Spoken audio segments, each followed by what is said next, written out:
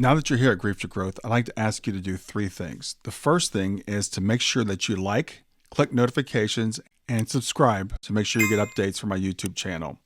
Also, if you'd like to support me financially, you can support me through my tip jar at grief2growth.com. It's grief2growth.com/tip jar, or look for tip jar at the very top of the page, or buy me a coffee at the very bottom of the page, and you can make a small financial contribution.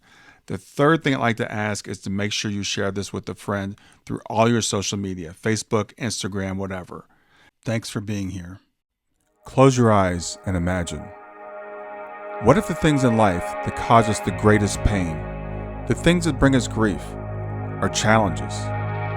Challenges designed to help us grow, to ultimately become what we were always meant to be. We feel like we've been buried, but what if, like a seed, we've been planted? And having been planted, we grow to become a mighty tree. Now, open your eyes. Open your eyes to this way of viewing life. Come with me as we explore your true, infinite, eternal nature. This is Grief to Growth, and I am your host, Brian Smith. Hey everybody, this is Brian back with another episode of Grief to Growth, and I've got with me today Alessandra Sagredo, and she's got a very, very interesting life story she wants to tell us about. She's written a book called Soulphoria, which we're going to talk about, which is actually a process of living your life. So what I'm going to do, like what I always do, is I'll read a short bio, and then I'll bring her in to introduce herself. It's certainly an unusual to have an origin story of a book founded on overcoming challenges. And as you've listened to Grief to Growth, you know most of my clients have overcome certain challenges. Her story is actually very unique, as all of our stories are, but it's as unique as a solution that she's arrived at for leading a powerful, fulfilling life, connected to all aspects of what is generally accepted to make the human experience, namely on physical, emotional, and spiritual levels. Throughout her life, she sees a dichotomy of two worlds. One of business, I should say, as a high-level corporate consultant and successful business owner, and one of a spiritual explorer, a mystic, and a teacher. She's been privileged to touch thousands of lives over the years as a recording artist of guided meditations. She's a public speaker, and she's a course and retreat leader. Along the way, she's created this new system approaching spirituality in a way that some have called a paradigm shift. And that's what she shares with us in her book called Soulphoria, which we're going to talk about today. She grew up as an adopted, one-quarter Black, bisexual female mystic in a household of strict Salvation Army ministers. So that had to be an interesting growing up. She's gone through bankruptcy. She's had brain cancer twice. And these are just a few of the things that have made her who she is today. So today she's completely healthy, she's free, and she's living a life of bliss. So with that, I want to welcome Alessandra Sagredo to Grief to Growth. Hello, and thank you, everybody. Hi, it's great to have you here. I'm really interested to let people get to know you and hear your story. We all have unique stories. Yours sounds really fascinating in particular. So start wherever you like and tell me about your background. Okay, so I'll start kind of at the beginning. I was given up for adoption, and I was always told right away that I was adopted. So this was never a surprise for me. But I was given up to adoption to a very, I'm not sure how you'd word it, kind of like a Wonder Bread family. And I always felt like I never quite fit in. I always felt there was something different about me. And so it was always a little bit of a struggle. And they were also Christian, very heavily Christian. And my mindset since being a very little girl was that I think they're wrong, and there might be something out there, but that something will never judge us, is not a creature of hate. It's an existence out there. And so it was a little bit challenging growing up with them. But I mean, that's a story really for another day. I discovered my bisexuality when I was in my teens, which of course caused me to move even farther away from my family nucleus center, just because nothing like that would be accepted. I was raised in a house where you weren't allowed to dance. There was no drinking. There was nothing like that. And I was a child that was constantly in movement. So I would spin and spin and spin around the house just to, I guess, to get the energy flowing. Mm-hmm. So, and then I got married a little bit too young and ended up getting divorced. And I guess a number of years after that, I was diagnosed with CNS lymphoma, which is brain cancer, and it was inoperable. And that is probably one of my first serious experiences of grief for myself. And then a couple of months after that, my brother died. And then about a year after that, I was re-diagnosed again with brain cancer. So I have gone through a total of 15 cycles of chemotherapy in 2 sets. Wow. And my last cycle actually just ended this year. Just my last cycle was at the end of January. Wow, that's quite a bit. So you were talking about the grief of the diagnosis, of course, and the grief of your brother. I'm curious about with your family, you know, with them being such strict Salvation Army ministers and Christians. How is your relationship with them? Is that something else you had to go through with grief? I went through grief with them, and it was actually more on one of my brothers is my parents. My father's dead now. My mother is still around, and she's kind of opened up her mind as she's aged. I feel like she's softened in her views. And so we're still not going to talk about my bisexuality or anything like that, but she's just a little bit more accepting. But I have a brother who I have nothing to do with, because when I was diagnosed, he actually told me if I don't get down on my knees and pray to Jesus to save me, I'm going to hell. And I just don't have time for that. And when you're in a healing process, we should be surrounding ourselves with people who want to support us and believe in us and actually are giving us that love instead of that judgment. So yeah, there's, you know, and the thing about grief is we can grieve the loss of anything. It can be a relationship, it can be a person, it can be our faith. Yes. And I can relate to what you're talking about. I grew up in a fundamentalist family myself, and never really felt comfortable with that judgment and this guy that hates all of his creation unless you do these certain things. And so for me, there was a grief process of letting go of that faith of my parents. Yes. Well, and there's also the grief involved in probably losing the community that you were such a part of. Everything changes. And I think that is a part of our evolution really as beings, is that as we change, sometimes we have to go through a grieving process because our relationships around us will change and our friendships change. As we evolve, we can't expect everyone to keep up with us. Sometimes some things fall off.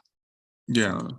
Yeah, that's definitely true. And the thing is, I hear you talk about it kind of like, I believe people come in with certain personalities, you know, with certain traits and certain, you know, and I kind of smile when you talked about your dancing and your spinning, because my daughter Shayna was like that. She was just constantly in motion. And I could imagine being in a family that doesn't encourage dance or free expression. Then you go through this thing where like, can I really express myself the way that I am? And you start to layer shame onto yourself and this just resistance. Like, I think that if we don't allow our energy to flow out, it will contract within us, and that causes issues, and that can cause health issues. Not always, but it can cause different things, and will definitely cause grief because you're suffocating an aspect of yourself. So if you think of a child, for example, that, you know, maybe you have this child side of yourself that loves to color and loves to paint, and you won't allow it because you feel like it shouldn't be allowed to do that. You're suffocating that aspect of yourself, and that can cause you, that side, to be constantly experiencing grief, which could cause a lot of underlying anxieties and issues in people. Yeah. So you go through this process, you know, of becoming who you are, and then you're diagnosed with the cancer. You've gone through the treatments. At what point did you discover Soulphoria, or was that an evolution over time, or how did that come to you? So Soulphoria, as the book was actually initially going to be called Soulgasms, except that it was trademarked. But I have been wanting to write about spiritual living and the way to live a more beautiful and fully aligned for you life since I was a little girl. So this has always been something I've been passionate about, even being raised in a religious household. I wanted to talk about the connection to all the different elements around us. And so when I was diagnosed,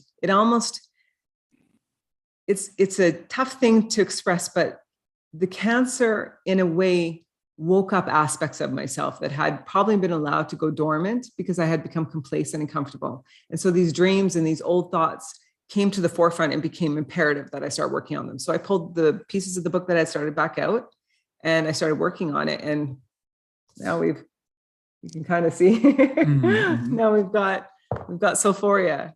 So, yeah. So it's, as you talked about that, and I have people on that have overcome things, and I don't know how you feel about soul planning or why these things happen to you, But it's very common, I found, with people that have gone through a medical crisis to say that it woke something up in them. And you mentioned that. So what is it about that crisis that you think awakened that aspect of yourself? I think it was a reminder that we have a limited time on this planet in this form. Because even as spiritualist people, they're always like, well, there's the next life and there's the next life. But in reality, this consciousness is only this one lifetime. And when we pass on, that will dissolve and we'll form ourselves and renew it and maybe come back if that's what you believe. That's what I believe. So, it stimulated this desire and this ache, this crave to share aspects of myself that I've wanted to share with the world. Ever since I was a little girl, I've wanted to share these different components. And so it woke that up and it just re-triggered the drive. And it also gave me something to focus on, because when you're dealing with a diagnosis, you're dealing with grief, you're dealing with the loss of your freedom, your sense of security, because it's not like there's a war going on around you. You feel like you're constantly at war to protect your body and to protect, for me, my brain, which is obviously a very important part for me. So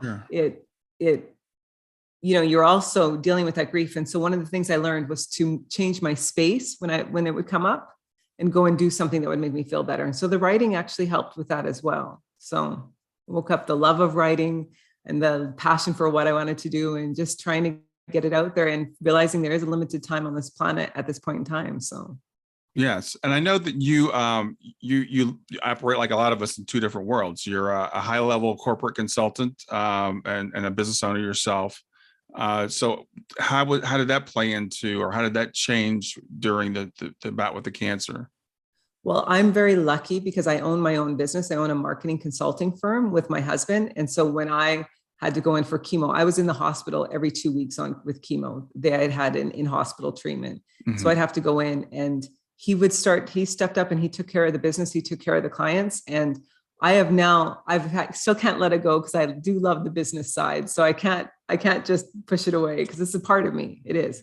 And so I've learned I am learning to balance the two and to try to dedicate, like, one of the things I'm trying to do moving forward is dedicate maybe 1 day a week to creating content for Soulphoria, maybe another day a week just to writing, because I want to keep writing and keep putting more books out there. And then I will give myself the freedom of the other days to be able to work on Exhale, which is our marketing company. So yeah. Well, I think the thing is, as we're complex beings, right? We're not one thing or the other. And a lot of times we pigeonhole ourselves into one thing, and we think I can't do this other thing. And maybe we even have a passion that we say, well, because I'm doing this corporate work, or my 9 to 5, as we might call it, that I can't pursue my passion. Or I think sometimes we get caught in the thing that we think we're so good at this must be what we're meant to do. Just because you're great at something doesn't mean that's your whole life purpose, to do that one thing. So yeah, I think that's really important too. It's like what really lights us up. And you're right. There can be something that we're good at, but it may not be the thing that lights us up. It's true. It's true. That's a good question. What lights you up? Yeah. So tell me about what is Soulphoria?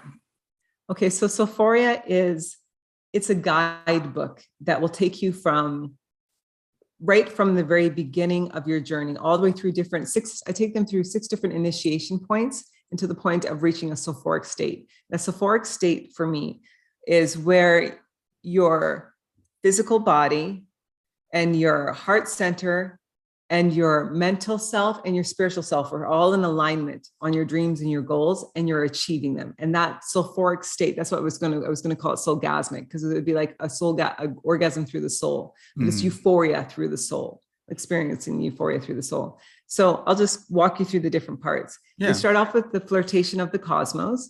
So the flirtation of the cosmos is where I introduce people to the fact that you've never really been alone. Even though you think you're alone, you have your ancestors, your loved ones that have passed on. They're still around you, and there's different ways that we can work with them. There's also all the different elements that we can work with. So I talk about fire, water, air, and earth, and how we can connect them with those elements and learn to flirt with them. And how all along there have been these helpful energies that have been surrounding you that maybe you haven't been hearing because you haven't been open to the flirtation of them. So we learn to flirt back with them and exchange with them. So that's the flirtation of the cosmos. And each part of the book has a teaching and exercises, because I really wanted it to be a practical approach. That's why it's called a provocative and practical approach. Mm-hmm. The next part of the book is called Embodying the Soul. And this is where we actually learn to live through the body, allow the soul to experience the world through the body, because too often we think, there's the body and the soul, but the soul is here to experience. It comes for this tactile experience, to be able to feel and touch and taste different things. And so in embodying the soul, we learn to build a better relationship with our physical form, to make it healthier, more balanced, and to also be able to move with it and allow it to free itself.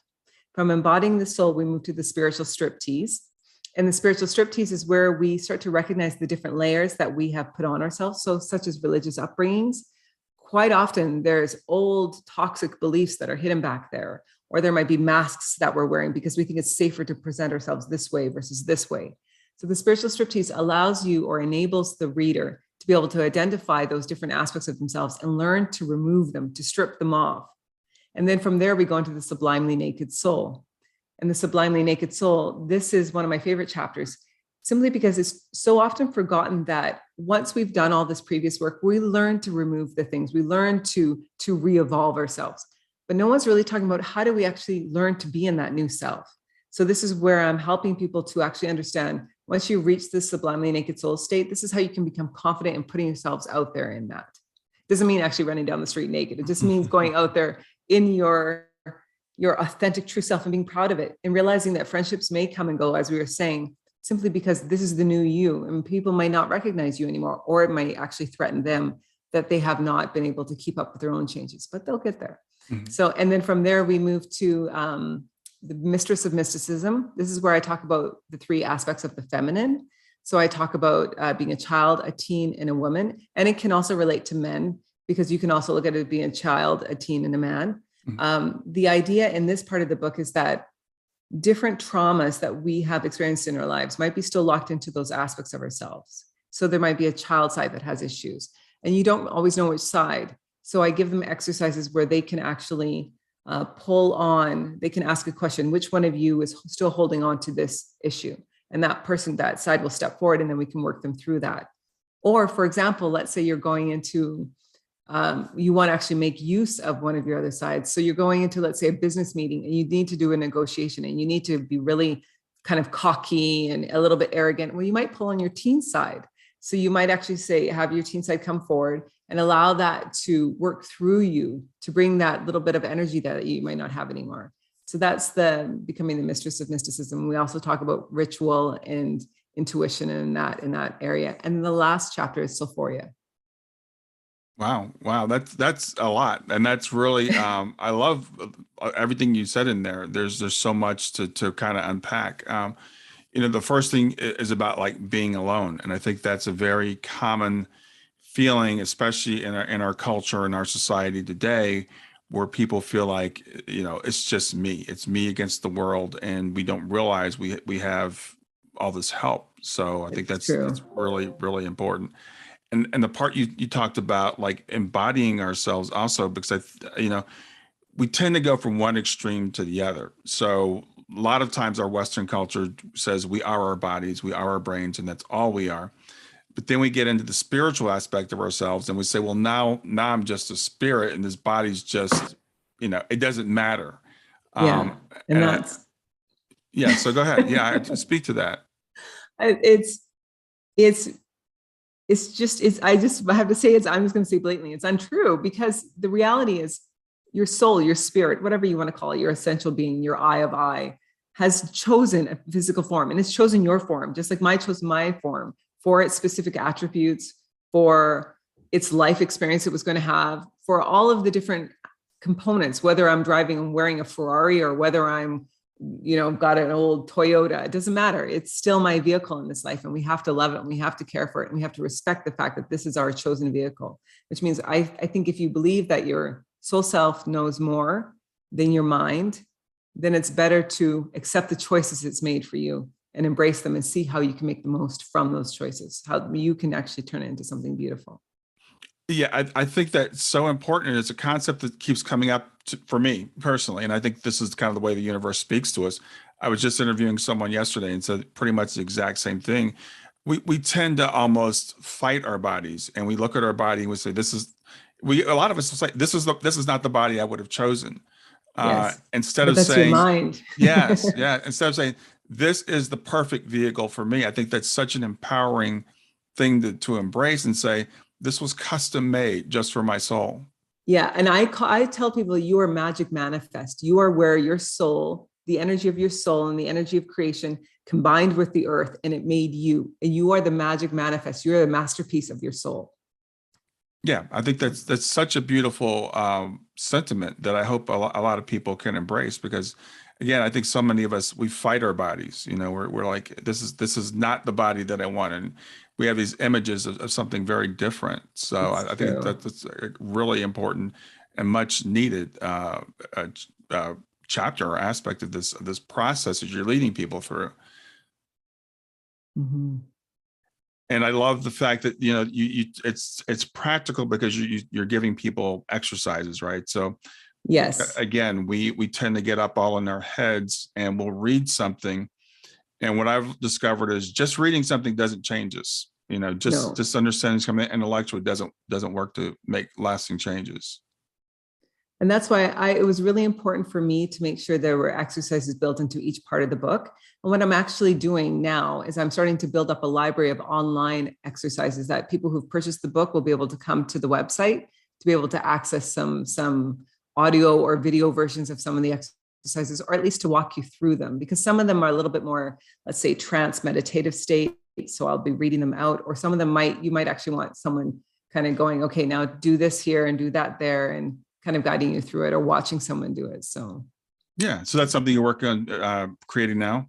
yes. Okay. Yeah. And I'm also hoping to create for each part of the book. I feel like each part of the book is blossoming. Like there's so many more layers I can put in there. So I actually want to create courses for each part of the book that will actually take, if you've read the book and you've enjoyed it and you wanted to go further, let's say into the flirtation of the cosmos, there'll be a course for that.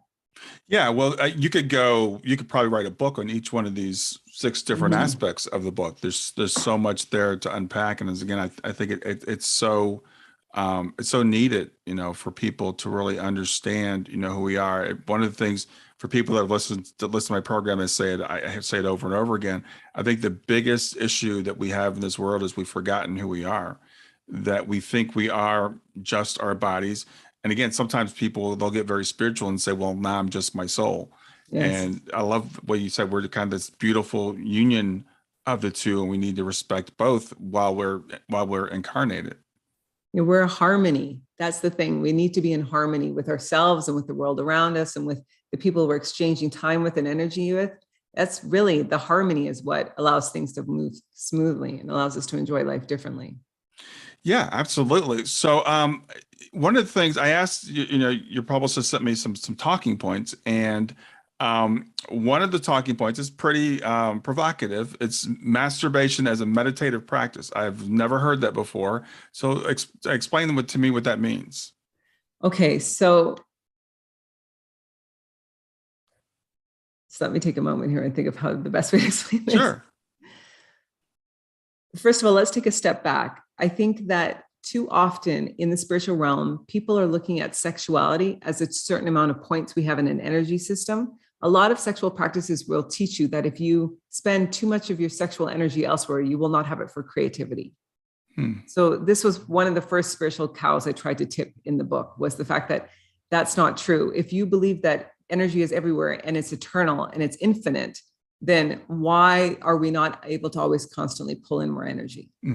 So the thought with the meditation as masturbation is the fact that you can really tap into the love of your physical form and the love of your body and just that whole experience of your soul. You can feel your soul as you're masturbating. You can actually, again, sexuality is a part of our human experience, right? And if that's a part of a human experience, then why not give yourself that pleasure and allow you to experience your soul self fully in that moment?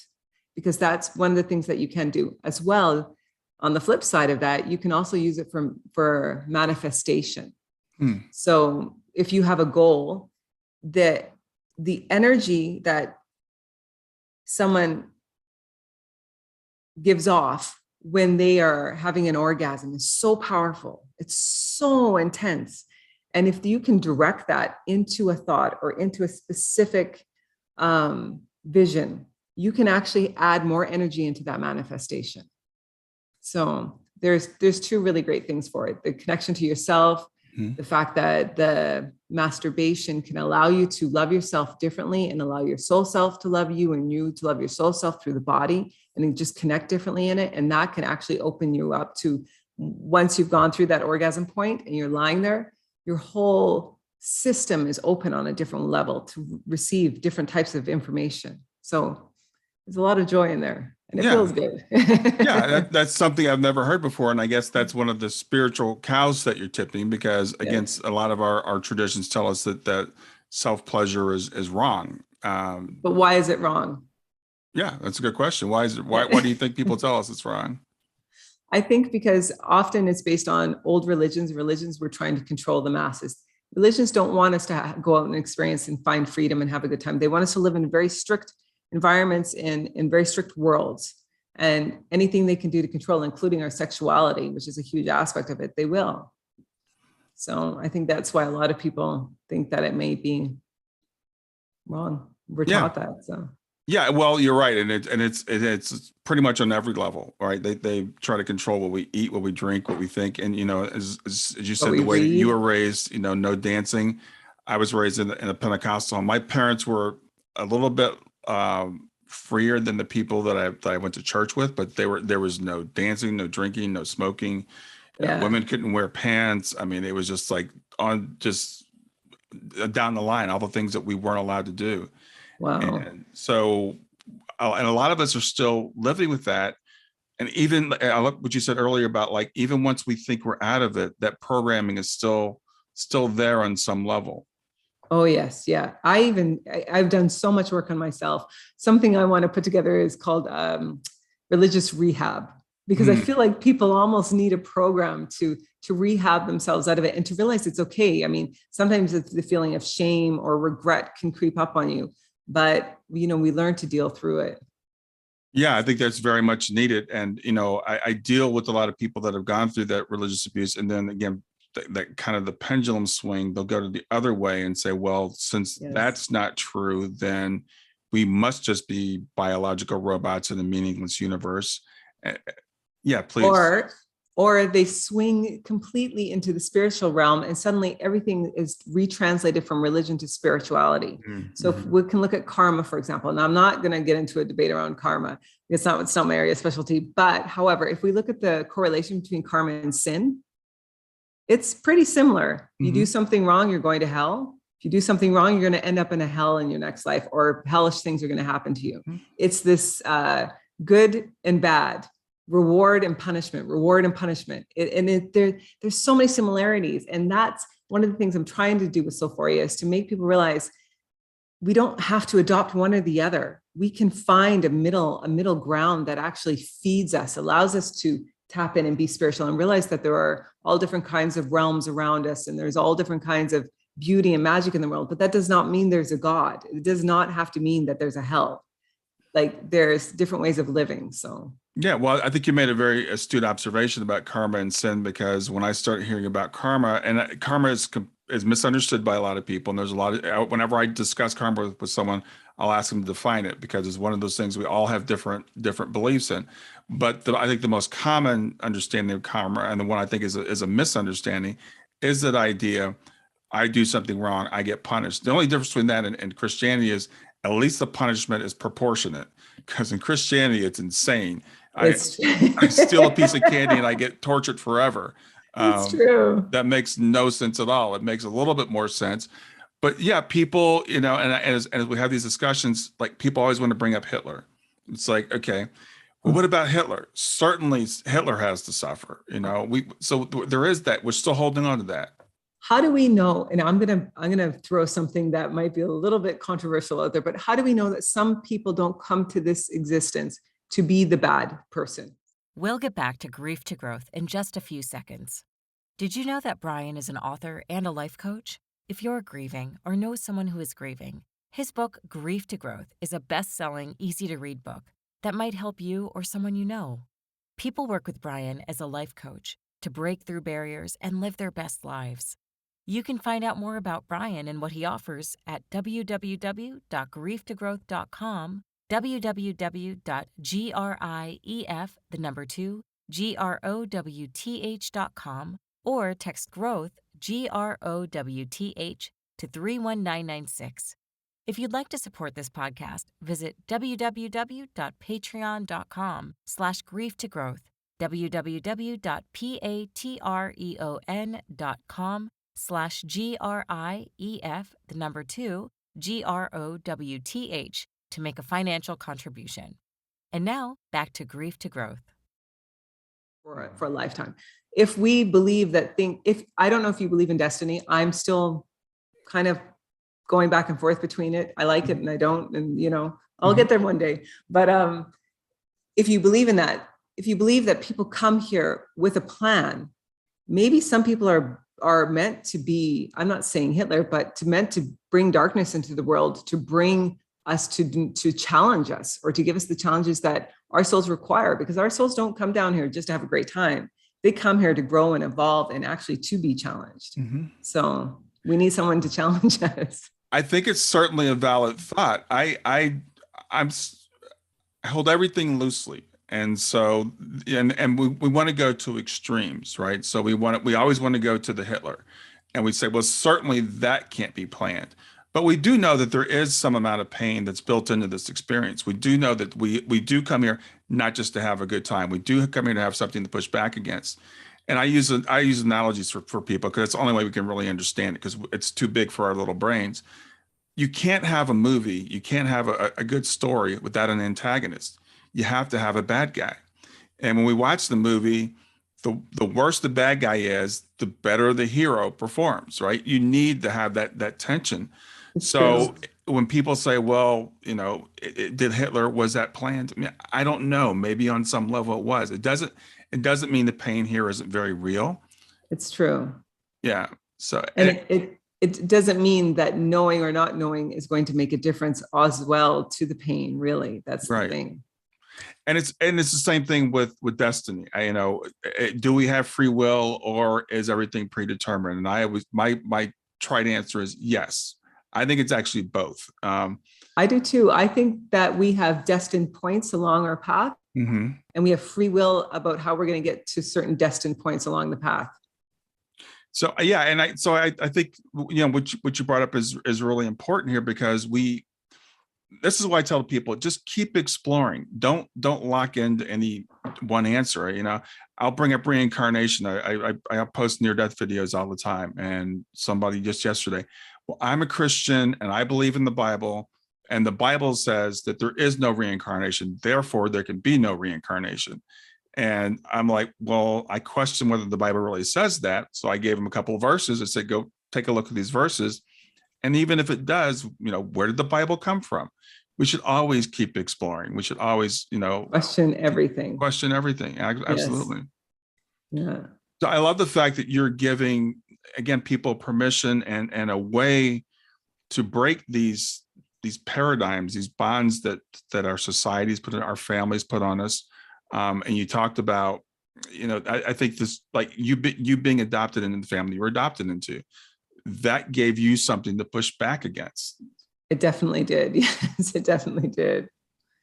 Yeah, it was, my parents were always very loving, very kind, but I was just felt like I was the odd one out, like I was out of place. And I mean, I had 3 older brothers and none of them were adopted. So there were 3 older brothers that were natural children, and then there was me. So yeah. But it's made you into the person that you are today, and such an inspiration for other people. All my challenges have. Yeah. That's why I always say I try not to have regrets, because if I'm happy with where I am right now in this moment, and I am happy with where I am right now in this moment, then what's the point of wasting any time on regrets? So. Well, and it's also, I think it's an important lesson that we have to learn. You talked about, sometimes we have to let people go, and people are well-meaning, but when we try to change people around us, no matter whether it's a good change or a bad change, just say that your buddies that you drank with all the time, you just like, I'm going to give up alcohol, that becomes an issue. Or when people start to lose weight, Everybody wants to keep you the way that you were. It's safe. People don't like change. Change is scary for most people. It threatens them. Mm-hmm. Yeah. And I think it's often because it's a reflection back that maybe they want to make change and maybe they're not feeling courageous enough to make the change. Yeah. Yeah. I think that's a really great point. People it makes them feel uncomfortable. It's like, okay, so she's doing this now. This is not the person that we knew. Yes. And I've had that happen with different friends. Actually, when I initially swapped, I used to own a wellness center in downtown Vancouver. And so I was very much it was all internal wellness, and it was all like intuition and energy healing and meditation and yoga. And so when I met a lot of my friends, I was very much into that realm. When I switched more into the business realm, because there was a point in time where it just was better for me to go much more into the business, which is where I started my company with my husband. We lost friends. They were disappointed. They thought, oh, you've given up on your path. And, all of this is just this, and yet I was happier and doing better. And that's the crazy thing, is that just because you're happier and you're doing better, it doesn't mean that everyone's going to be able to embrace that. And it's important to be able to let that go, grieve it and let it go.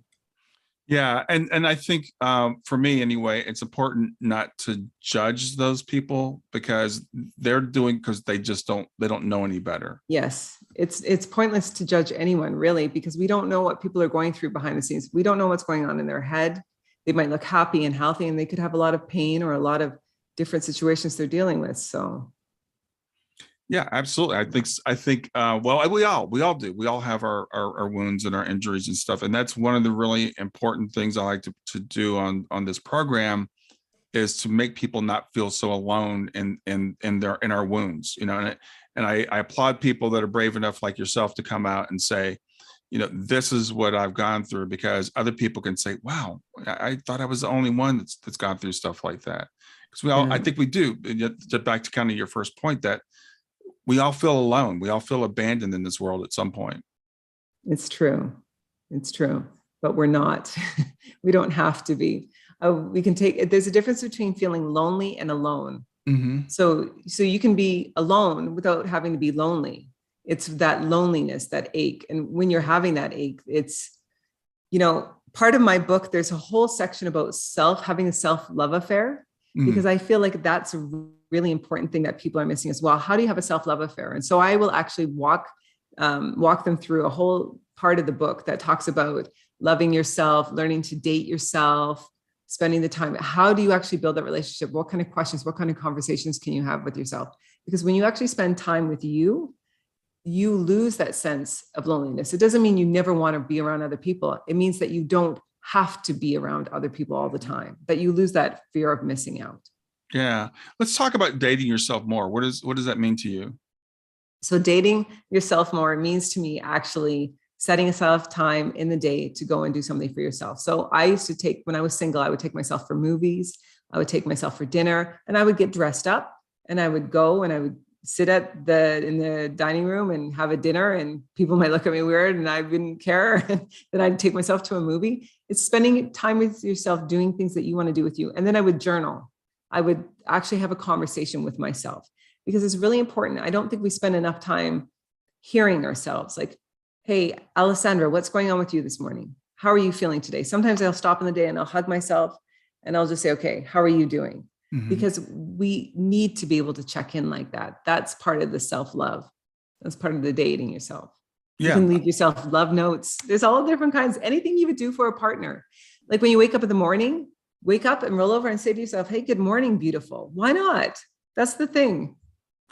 I think that's fantastic. And it's actually something that I've just started doing recently. I didn't call it dating myself, but saying I love you to myself, because again, I think our religious programming says we're evil, we're bad. Our society always wants to tell us all the things that we're not good at. And we really focus on all that stuff.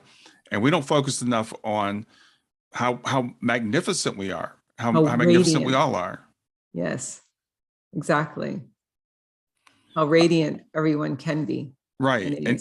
And giving ourselves permission and giving ourselves credit for where we are, I think is also really important. We so often look at where we need to be and where we need to go and how far, and instead of looking at like how far we've come. And again, I look at someone like yourself, and I'm just like, I'm in admiration of everybody that comes on my program. So I look at you and I'm like, look at what she's become. Look at who she is.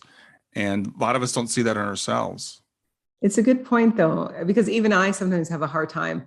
I can be so driven that I'll drive past the point where I should be celebrating the last thing I was trying to manifest and actually enjoying it. And I think it's a good point that we all need to stop and just say, did I do my best today? Yes, then that's enough. That's really enough. And I think sometimes ending your day with that, did I do my best today? Yes. Okay, well, that's enough. And when you actually achieve something, stop and take a moment to celebrate. Whatever that means. If you want to have a cupcake, if you want to go for a run, if you want to have a glass of wine, I'm not sure what people would want to do, but whatever you want to do, take that and just celebrate it, because that allows you to absorb that good feeling, and that will drive you out further and farther ahead the next time because you're more motivated. Yeah, well, we can be motivated. We can motivate ourselves in two ways. One is we can drive ourselves and say bad things to ourselves and always look for the next thing. Or we can be motivated by admiring what we've already got, and being grateful for what we got and what we've accomplished. And sometimes it takes that. And I love making that a practice. If I do something during the day that I've been putting off, I'm an avoider. There's certain things I just don't like to do. But if I do that thing that I've been avoiding, I reward myself. So it might be having a bourbon, or it might be having a piece of chocolate, or it might be knocking off early for the day. It's like, I did that thing today, so I'm going to take an hour off. Whatever it is, just something to reinforce, that positivity in yourself. And I think we all need that. I mean, this is why things like social media is so popular, is the likes. We have to be able to give that to ourselves instead of waiting for other people to give it to us. I love that. I love that what you just said, because we do. It's funny, kind of like, why do I like the likes so much? And now on Facebook, it's like, well, did I get a like or did I get a heart? I know. Because they just liked it. They didn't give me a heart. Yeah. Because we do. We all crave that, and we forget that we can do that for ourselves. We don't have to get that from somebody else. It's true. It's true. Yeah. It's so important. That's just such an important part of self-care.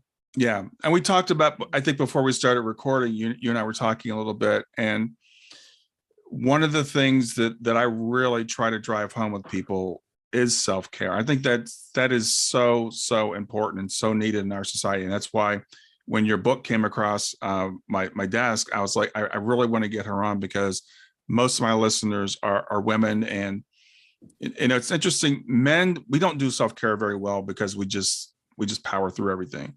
But women tend to look at self-care as like, well, that's me being selfish, and I don't really deserve that. And especially if you're a mother or a wife, it's like, well, I've got to take care of them first before I take care of myself, where it's actually the opposite.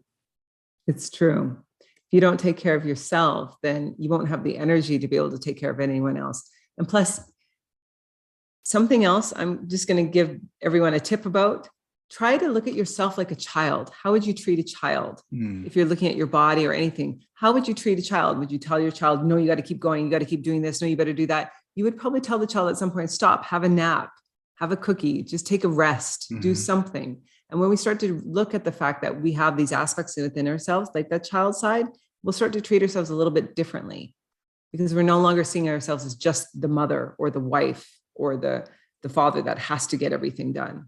Instead, we actually start to realize there are different aspects of ourselves that require nurturing, and we're the best ones to give it to ourselves.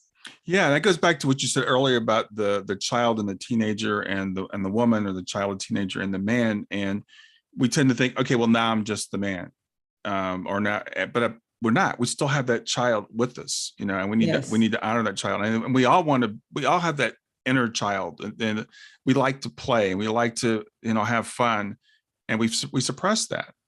It's true. It's very true. And it's so important to be able to connect in with that. And just even, I'm looking around and see if I have it. I have a coloring book that when my inner child wants to come out, I'll grab a coloring book and I'll grab my crayons and we'll just color. And sometimes it's just something as simple as that. It's just spend a little bit of time. It doesn't have to be every day to begin, but start to spend a little bit of time where you ask your child side, what would you like to do today? How would you like to spend the morning, or how would you like to spend the next hour? And just do it. Be silly, be goofy, have fun, do face painting, get dressed up. It doesn't matter. Just allow it, because you will laugh, and you will laugh in a way that you probably haven't laughed in a very long time. And that is so incredibly healing and empowering. Yeah, I can't remember who it was. I always like to give credit when I reference something, but I remember there was a guy that wrote a book that talked about that. It's like, dance or make silly faces or just do something really silly, and when you do it, it really frees something up inside of you. It really triggers something that I think people don't really understand. It's still there. Being able to just do that. And what I loved, because I have dogs, and when I was reading this guy's book, I was thinking about this. It's like some of the best times are when I'm just messing around with my dog, when I'm just playing with my dog, talking to my dog like a baby, running around with the dog, chasing it, whatever. When we just let ourselves go and we're not really self-conscious. It's pure. Yeah. That's beautiful. Yeah. So Alessandra, where can people find out more about you? Tell me more. Where can they get the book? Stuff like that. So if they go to Soulphoria, so Soul and Phoria, SOULPHORIA.ca, they'll find information about myself, and they'll find information about how to purchase the book. Otherwise, you can just Google it, and you'll see it. It's on Chapters, it's on Barnes and Noble, it's on Amazon. It's pretty easy to find out there. Otherwise, stop by the site, sign up for any updates, because I would love to stay in touch with everyone. And I'm also going to be putting out some courses, and I hope that, some of you might be interested. Yeah, I'm looking forward to seeing how it evolves. It sounds like you've got some great ideas for courses and stuff. So I've encouraged people to go to the website and sign up for your newsletter, so that they can be kept informed as more comes out, and certainly get the book and start taking care of yourself. Yes, exactly. Let's all just start a self-love affair. Yeah, I love that. So any final messages? No, I think that was it. Let's all have a self-love affair. All right, Alessandra, it was great meeting you today. Enjoy the rest of your day. Great. Thank you. Bye. Bye. Don't forget to hit that big red subscribe button, and click the notify bell. Thanks for being here.